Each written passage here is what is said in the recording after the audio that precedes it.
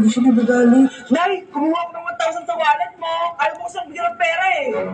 Oh, relax ka lang. Pera lang yan. Huwag kang magalit. Ay, sige anak, mag-shopping ka lang. Go!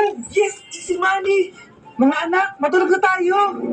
O ikaw, ano gusto mo? Nay, kailangan ko pala ng one whole sheet bukas tapos ng glue. Kung kailan gabi na?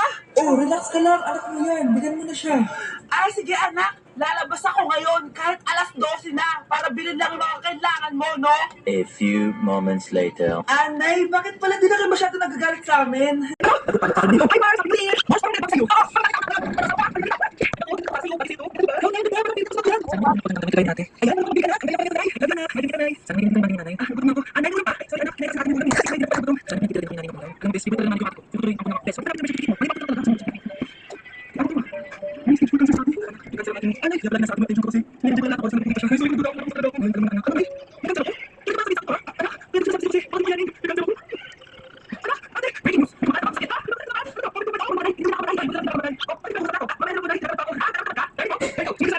A few moments later.